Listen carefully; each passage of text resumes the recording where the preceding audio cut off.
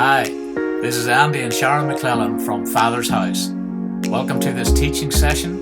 We pray that you will be blessed and grow as a result of listening today.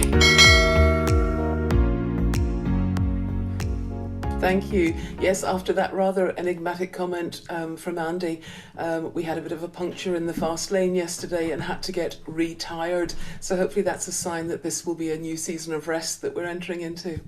Times and seasons. They say you can tell when Christmas is approaching because Easter eggs are beginning to appear in the shops.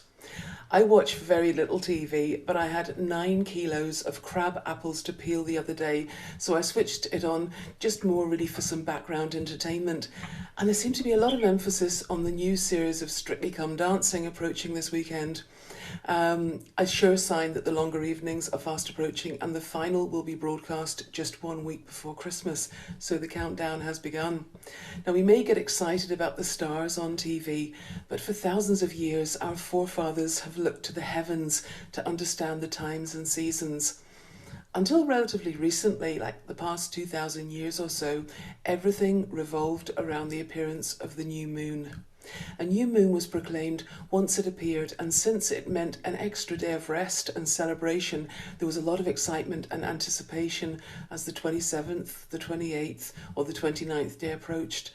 A shout would go out from the Sanhedrin to proclaim that 2 witness accounts had confirmed a positive sighting of the new moon, so fires would be lit on mountaintops to spread the good news that a new month had begun. Many of us are probably fairly unenlightened when it comes to recognising the signs in the sky. I certainly am.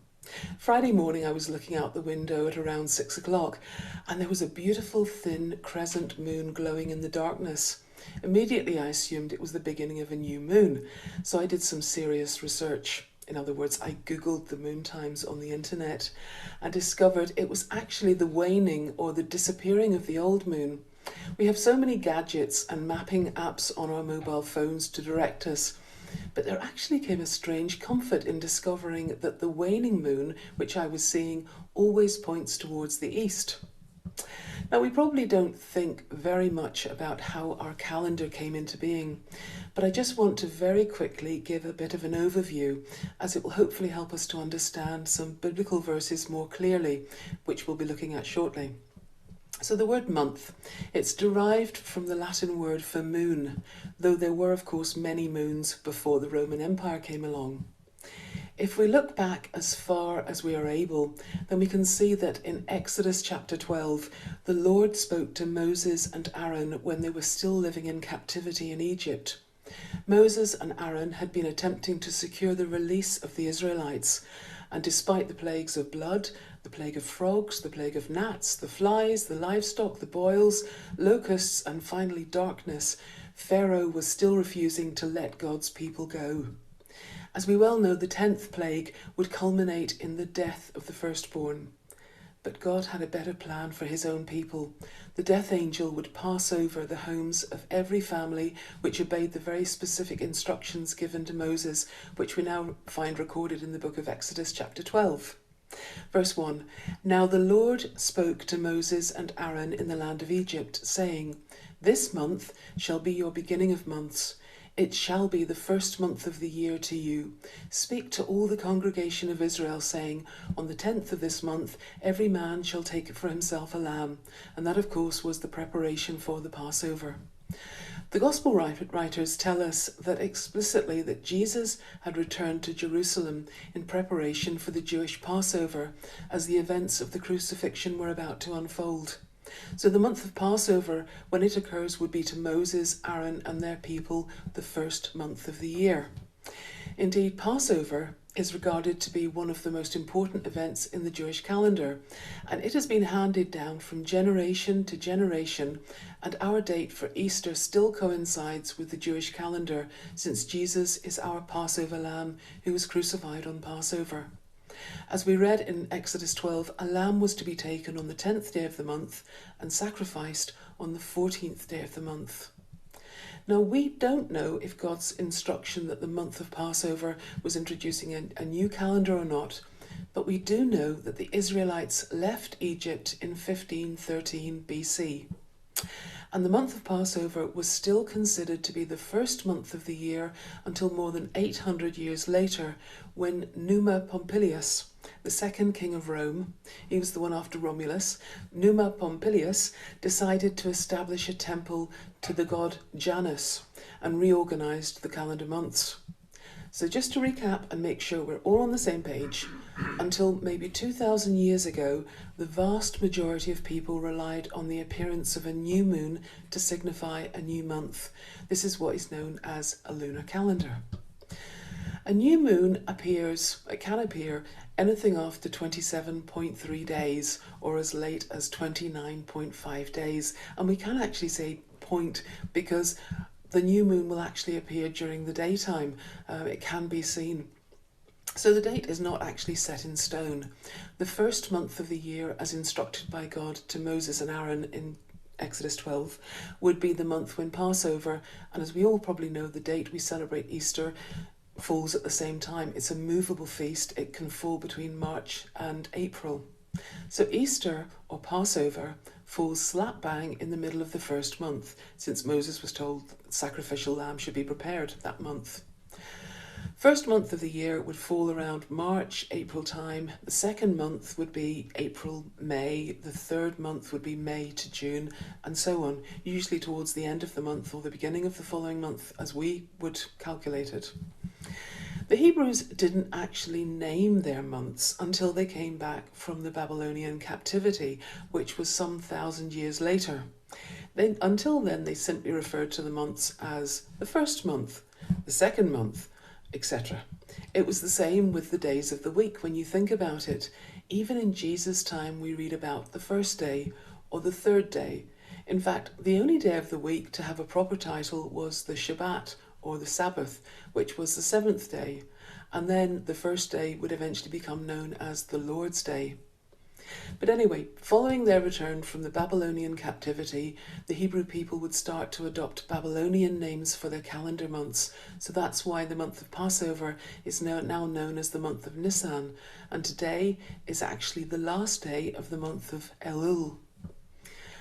We know that the Roman Empire used this very same lunar calendar system, and they even followed the instruction from Exodus 12 to consider the first month of the year to be the month when Passover took place. But the Romans came up with their own names for the months of the year.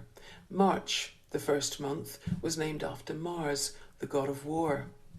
They ran out of ideas rather quickly, though, naming the second month April after the Latin word aprilis, which means second. May, June, July and August were all named after leaders and deity. Maia, the Greek goddess, Juno, who was wife of Jupiter. July was Julius Caesar, named after Julius Caesar, and August after the Emperor Augustus. So we can see it was like a developing calendar of names. And then we came to the seventh month, September, from Septimus, meaning seventh.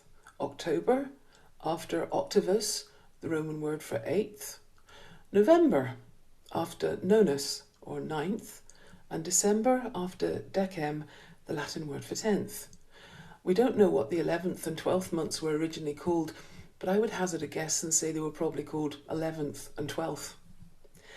But then along came King Numa in 700 BC, who you may remember I said earlier is accredited with establishing a temple to Janus in the city of Rome.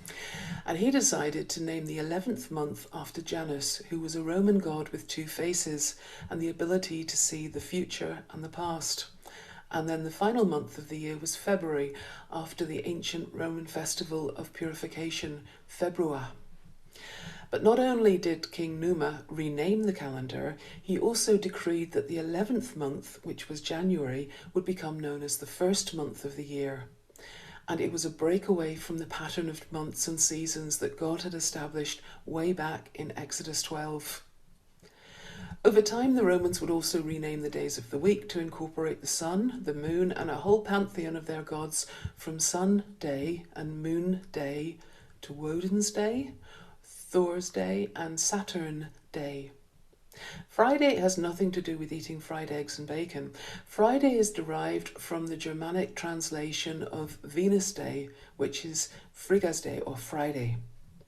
So, determined to make his mark in history, Julius Caesar decided to take a look at the bigger picture and introduced a solar calendar based upon the position of the sun in relation to the stars, rather than the lunar calendar, which was based upon the cycles of the moon.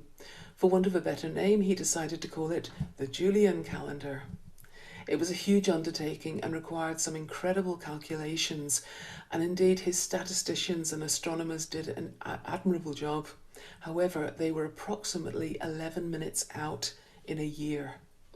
11 minutes may sound minor in the grand scheme of things, but 11 minutes per day over a couple of thousand years can certainly add up. By 1582 AD, which is 1582 plus 45, because Julius Caesar made his decree and changed the Julian calendar before he died in 44 BC, is 1,627 multiplied by 11 minutes is 17,897 minutes, or almost 300 hours, which is just under 12 and a half days. Why 1592 AD? 1592 is significant because that was the year when Pope Gregory XIII established the Gregorian calendar. But Gregory had realised that the Jewish Passover and other important events were falling more and more out of sync with the seasons because of the Julian calendar and Julius Caesar's 11-minute discrepancy. So what did Pope Gregory XIII do to rectify it? He deducted 12 days from September, and there was public uproar. It is reputed that the Pope's decree to deduct 12 days caused riots in London as Westminster advanced the calendar overnight from the 2nd of September to the 14th of September, and many believed it to be a papal plot. Why have I spent so much time trying to explain how our calendar evolved? I believe it's important to realise the significance of the times and seasons of God, and it maybe seems a little bit archaic for Israel to persist in holding on to their original lunar-based calendar. What difference does it even make to us now whether January or March is the beginning of the year? Admittedly, it would create havoc if we suddenly decided to revert back to the old system. But in understanding how the two systems operate side by side, we can begin to appreciate biblical dates better and uncover some ancient truths that are still very relevant to us today, since we've been grafted into the vine. There are two very significant dates in the Jewish calendar, and they are both highlighted in Leviticus chapter 23. I'm going to read Leviticus 23 and the 4th and 5th verses. These are the feasts of the Lord, holy convocations, which you shall proclaim at their appointed times. On the 14th of the first month at twilight is the Lord's Passover. And then we have another major event recorded in Leviticus 23 verse 24, the Feast of Trumpets, which occurs in the autumn time, tomorrow to be precise. Leviticus 24, speak to the children of Israel, saying, in the 7th month, on the first day of the month, you shall have a Sabbath rest, a memorial of blowing of trumpets, a holy convocation. And in case you were thinking, that's just for the Jews, I want to read Leviticus 23 verse 2. These are my appointed feasts, the appointed feasts of the Lord, which you are to proclaim as sacred assemblies. And as we know, God doesn't change. He is the same yesterday, today and forever. Yom Teruah, or the Feast of Trumpets, is more commonly referred to as Rosh Hashanah, or the head of the year. And because it's based upon the lunar months, it's a movable feast, not a set date within our calendar. In fact, in 2021, the Feast of Trumpets began on the 6th of September, which was the first day of the month of Tishrei. This year, 2022, the month of Tishrei will begin at sunset tonight and continue for 2 days until nightfall on Tuesday, the 27th of September. While we use the year 1 AD as the focal point for world history, and we've now reached 2022 years since that date, the Hebrew calendar is traced right back for 5,783 years to the creation of Adam and Eve. It's an interesting exercise to work your way through the genealogies of Adam and his sons and their sons to calculate the number of years since the creation of Adam's line. And I know that evolution can be a very contentious subject, and scientists are continually coming up with new theories which cannot be proven one way or another. And everyone has a view to some extent. But what I am saying is that the Hebrew calendar is much older than our current system. And while we are familiar with 2022, the Hebrew calendar is just about to begin the year 5783. Why am I saying this? Well, today is the last day of the current year 5782. 5782 is perfectly divisible by 7. Every seventh year in the Jewish calendar is a sabbatical year, or a Shemitah, meaning release. During Shemitah, the land is left to lie fallow and all agricultural work such as ploughing, planting seed, pruning and harvesting is forbidden, and today is the last day of that year. Why release? I'm pleased you asked that question. If you were a Jew living in contemporary Israel and you owed someone a sum of money, that debt will be revoked at nightfall this evening, and you will no longer be held accountable to repay that debt. Even if you wanted to repay the debt and offered to pay the money back, the lender is not permitted to accept the repayment unless he or she first reminds you that the debt actually has been written off. So while we may not see the benefits of a Shemitah today, if you are considering buying a house, it might be worth going to a Jewish mortgage provider, and in 7 years' time you could find that your mortgage has been cleared. So the Feast of Trumpets, what does it entail? As I've said, the feast is listed in Leviticus 23 verses 24 and 25. And the Lord spoke to Moses, saying, "Speak to the people of Israel, saying, in the 7th month," that's the month of Tishrei, meaning beginning in Babylonian, "on the 1st day of the month, which is tomorrow, you shall observe a solemn rest, a memorial proclaimed with blasting of trumpets, a holy convocation. You shall not do any ordinary work, and you shall present a food offering to the Lord." A blast of trumpets, the Feast of Trumpets. We witnessed heralds with their long trumpets announcing the accession of King Charles III at St. James's Palace less than a fortnight ago, so the imagery is probably still very fresh in our minds. Yom Teruah is actually Hebrew for a day of shouting, a call to war, a shout of joy. We know from history that the bugle or the trumpet was blasted to rouse the troops during the American Civil War. But to the Hebrew nation, the blast of a trumpet or the sound of a shofar was also probably more significantly a call to repentance. Church bells are probably the closest thing I can think of to compare with the sound of a shofar. Over the centuries, bells have rung out to announce the death of a monarch, an emergency or attack on a village, or to announce the joyful news that a wedding is about to take place, or simply to remind members of the parish that it's time to assemble together as God's people on a Sunday morning. So following hot on the heels of the Feast of Trumpets is Yom Kippur, the Day of Atonement, which this year will be celebrated on Wednesday the 5th of October, so Wednesday week. Rosh Hashanah being the first of the 10 days of awe, a period of fasting, praying and repentance. The number 10, the blast of trumpets or shofars. The clues were all there.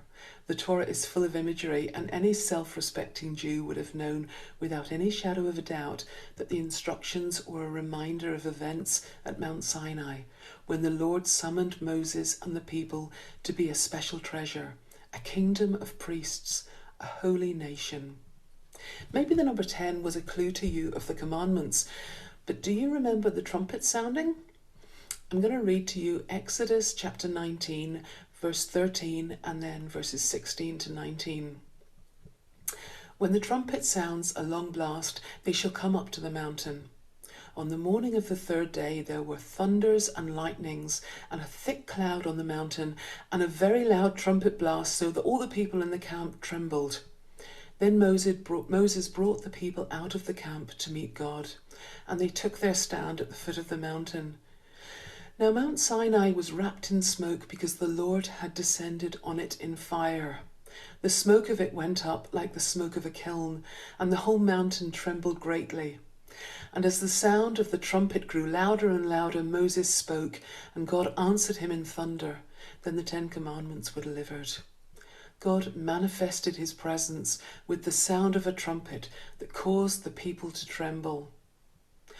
While the events of the first Passover, when the death angel passed over every lintel and doorpost in Egypt that had been daubed with the blood of a firstborn lamb, they are inextricably linked to the Passover feast. The Feast of Trumpets has become a civil new year, or Rosh Hashanah, beginning of the year, head of the year, commemorating the special place of significance Israel would hold as God's chosen people, his special treasure, his nation of priests. As the shofar will be blown tomorrow morning and Tuesday morning, which are day 1 and day 2 of Rosh Hashanah, the Jews proclaim God as King of the universe as he sits in judgment of the world and its inhabitants. It's not as if God needs to actually go through a special annual coronation ceremony, for he is high and above all.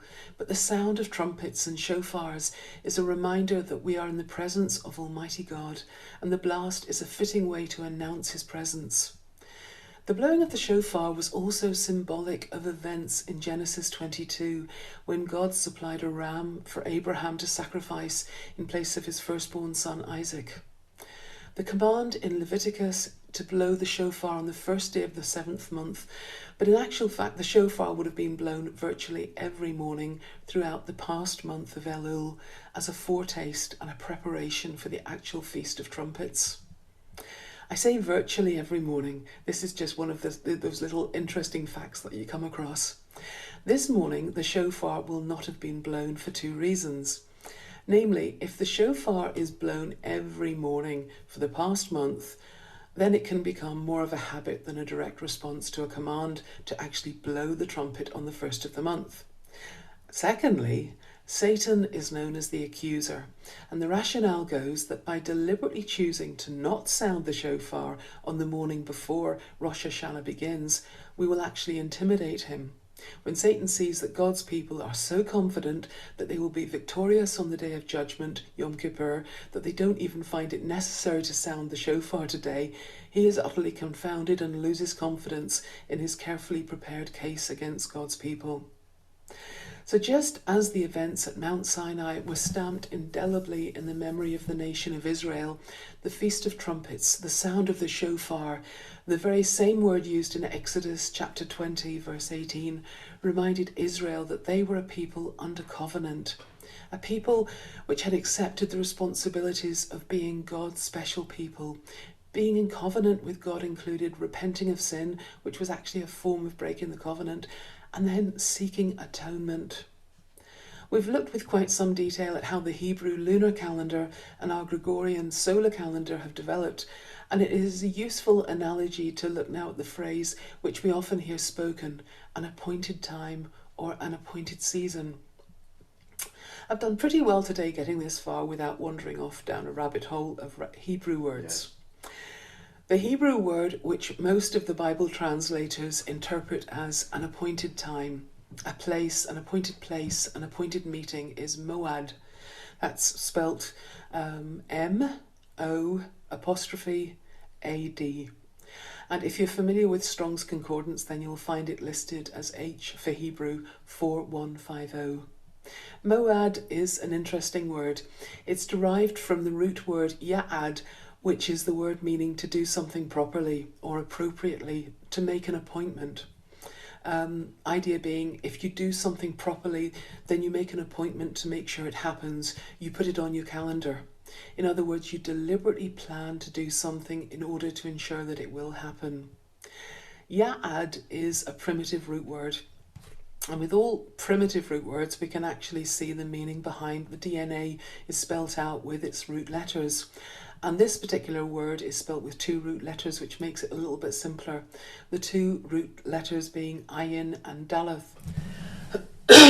Excuse me, sorry about that. The letter ayin, I actually have one here to show you. Ayin is a pictograph of an eye. It's like 2 eyes on a face coming downwards. And the second letter is daleth, which is a D. The daleth symbolises a doorway or an opening. Combined, Aleph, Ayin, Daleth, the two-letter hieroglyphic means see the door, look for the door, as if coming into a tent or a tent of meeting or a tabernacle and entering in to meet. You see the connections with the idea of setting things in a calendar or making appointments to come together and meet. So Moses and Aaron and Joshua did not simply enter the tabernacle of tent of meeting as a one-off appointment or just whenever they felt like doing it. Ya'ad is used as a verb meaning to repeat an action, as in a daily encounter in God's appointment book. And the verb also carries the more abstract idea of being a witness. So a moad is not simply a one-off appointment time or place in the sense of the phrase for such a time as this. This appointment time and this appointed place refer to a place, time and event that are to be repeated over and over again. And as we learn to see the door and to watch for the openings into the tent, we will find that we will have encounters. We will witness events that others would never dare encounter, and we will bear witness to these encounters. I don't want to get on my hobby horse, but I will. Hebrew was spoken long before the Greek and Roman empires were established. It's not as if no one spoke until the Roman Empire began to take occupation. I love watching programs like Countdown because I've always held a fascination for words and their origins. Take the word lexicographer. It comes from the word lex or lexicon, meaning words, and grapha, which is to write. So a lexicographer is someone who writes and compiles dictionaries. It has become traditional for lexicographers to attribute most of our dictionaries to either Latin or Greek origin, as these are subjects we're more familiar with since they're taught in some of our schools. Latin was actually still compulsory when I was at school. And while I got 3% in my first Latin exam, I actually went on to study it to O level, and then I studied Greek and Hebrew at university. So it did instill something in me. But there have been huge advancements in our understanding of Hebrew root words in recent years, mainly due to resources available on the internet. So it may only be a matter of time before we start to see dictionaries rewritten to show the Hebrew root word rather than simply the Latin or Greek, which weren't so much new or original languages as a consolidation of what was already being spoken. So take this root word ya'ad, or ayin daleth, eyes on the door, see the door. The Latin preposition ad, meaning to, towards, or near, is still a commonly used prefix and suffix to many of our English words like advance and adverbs, which mean point towards a verb.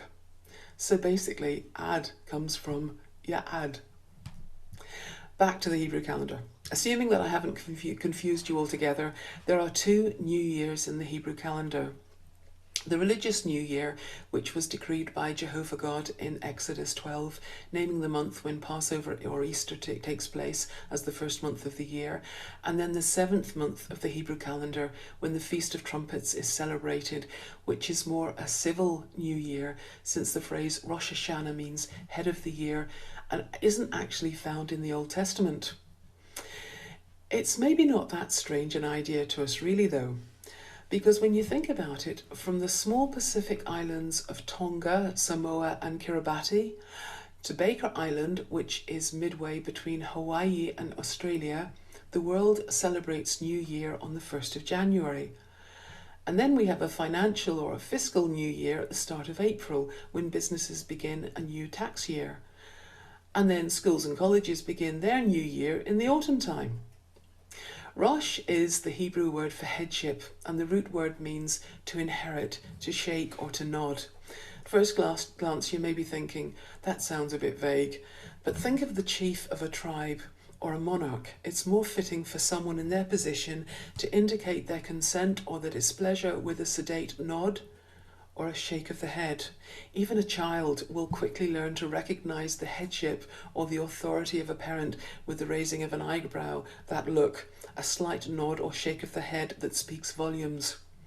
So Rosh is like the head position in a family, which is inherited by the senior member of the family and is transferred down through the generations.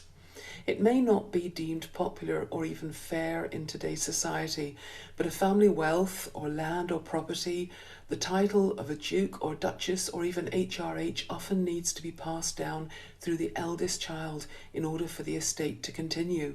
A house divided will fall. A will where a house is broken up into 4 or 5 pieces, there will be very little to show for it in a few years' time. But there's some things which are inherited by every member of the family. DNA is passed from generation to generation. The word tells us that blessings and curses can be passed down. Blessings to 1,000 generations, curses to three generations. Blessings have far more power in them to be passed down. I think that's something we often overlook.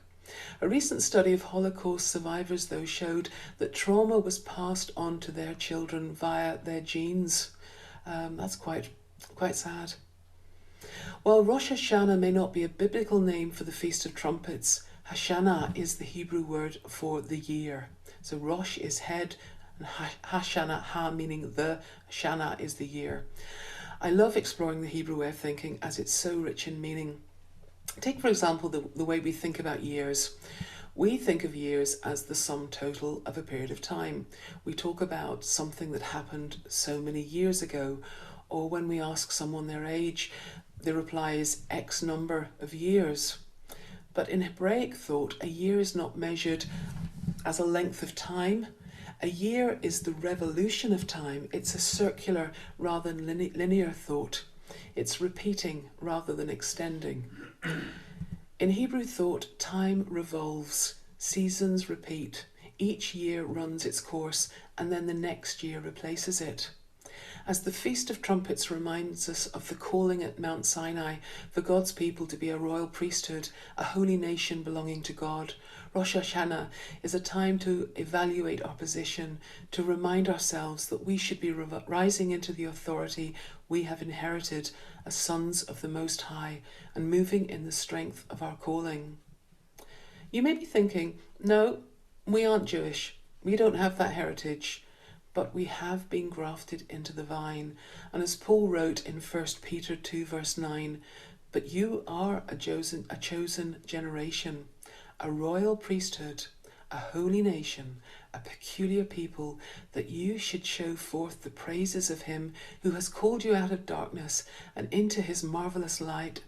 Verse 10, once you were not a people, but now you are the people of God. It would be remiss of me to ignore a couple of traditions now associated with the Rosh Hashanah celebrations. Part of the weekly Shabbat meal throughout the year will usually include a braided loaf of bread known as challah bread. A good friend of mine who is an Israeli brought us some challah bread from Jerusalem. The ch is like the ch at the end of bach. It's a guttural sound, challah bread. But you can just call it challah bread, it's easier. And it was a fairly substantial loaf, this sort of length. Certainly you'd get a few meals out of it, or a family would probably be well fed on it. But the challah bread enjoyed at Rosh Hashanah is a round loaf. It is perfectly round and it is studded with sweet raisins and dipped in either honey or sugar. It's eaten alongside apples that are also dipped in honey.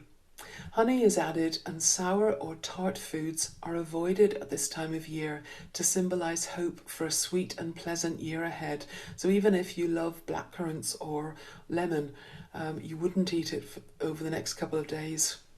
The apples are not selected simply because of their sweetness, but also because they are reminiscent of paradise and the beginning of creation, a new year with new beginnings. Some say that the round challah resembles a crown, reminding us of the overarching theme of the king's coronation. The round challah has no end, symbolizing and activating our wish for a year in which life and blessings continue without end. The round loaf is also known in some circles as a wheel of fortune. So just as creation was given to mankind on Rosh Hashanah, many Jews believe that they are allocated their income for the incoming year at this time. There's a renewed understanding of the fact that wealth and provision are in the hands of God.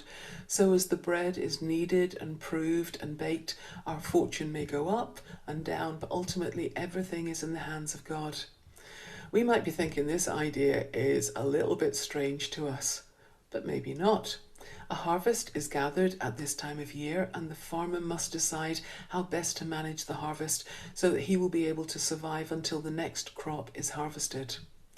Friday past was our autumn budget day, as the Chancellor of the Exchequer announced changes in tax and national insurance contributions. Students receive their grants at this time of year, and they must learn to budget their resources until the next instalment is paid. Kind of makes you wonder if Hebrew roots may well have influenced our culture over several thousand years. So it is customary for Rosh Hashanah challahs to be studded with sweet raisins, which are made from grapes. And the Jewish people are compared to grapes in the Talmud, and the round challah is reminiscent of the world, so it's as if Jews will be throughout the entire world. The word challah means hollow or to have holes in it. So many of our primitive English words are derived from the Hebrew. Challah, hollow. A chal was actually an early form of bow drill used to bore holes. The string of the bow was wrapped around the drill or a sharp stick into the ground, and it was, if you think of like a coat hanger, and instead of the long bit of the coat hanger that comes down, if it was a piece of rope and caught in that is a pole coming down, as the bow is moved backwards and forwards, the way a musician would slide the bow back and forth across a violin or cello, it drills a hole in the ground. You can actually still buy bow drills on various online sites to this day, as they're more commonly used to light fires on camping trips if you don't want to resort to matches and firelighters. But how is the bread perforated with holes? It's not like a massive crumpet or a ball of Swiss cheese. It doesn't have holes drilled into it. It's not like a rich fruit cake that your maiden aunt might have injected with sherry or prodded with a knitting needle to ensure that the alcohol pervaded the entire cake in time for Christmas. And I think this is a very interesting point. The holes were probably due to the fact that there was yeast in the bread. It was leaven bread, not unleavened. The holes appeared as the yeast was activated. And so often in Hebrew thought, yeast was kind of typified with sin. So it was common, it wasn't holy, it wasn't set apart. Yet the challah bread or the challah cake was actually used as an offering. It was acceptable to be used as an offering. And I think there's something really that's grounded in the fact that even what we have to offer, which is not perfect, is still acceptable as an offering before the throne room. I mentioned that the challah eaten at Rosh Hashanah is different because it's round rather than a loaf. The more traditional braided loaf is made by taking small round balls of dough and rolling them into long thin strands and then braiding them in and out to make a long loaf. The traditional challah represents unity and demonstrates how separate strands are twisted together to form a perfect whole, just as the Israelites received the Torah at Mount Sinai and they were like one man with one heart. But the round challah eaten at Rosh Hashanah is different to the weekly challah eaten on the Sabbath. For Rosh Hashanah is a time for soul searching for the individual. It's personal. It's not woven together with different strands. It is simply one large ball of dough. So, does this apply to us, or is it just for Israel?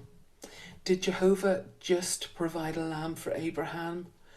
Did Jehovah just free the Israelites from bondage in Egypt? Were the million-strong band who grumbled and complained their way throughout the wilderness and who built a mighty golden calf while Moses was receiving the 10 Commandments up Mount Sinai, were they the only ones that God would call to be his treasured possession, a kingdom of priests, a holy nation? A new season is almost upon us. The shofar will soon be sounded, and the call will be heard to rise up, to get ready, to get back into line, to examine ourselves and our motives, to be as one with those who are leaning in to hear the word of the Lord, to rise up, stand shoulder to shoulder with and see the kingdom of heaven advance on earth as it is in heaven. Let all of creation see that the King of Kings is on his throne. The question is not so much about whether this is just for one individual people group or whether Israel have fulfilled their destiny. It's more about a loving, gracious, patient, Heavenly Father who created man in his own image, who persistently calls his people to turn back into right relationship. It's less about focusing on the sin cycle of a nation who fell away from its calling time and time again in the book of Judges. It's more about standing in awe, captivated by an almighty creator God who would be eternally committed to keeping his covenant, redeeming, forgiving, compassionate, holy.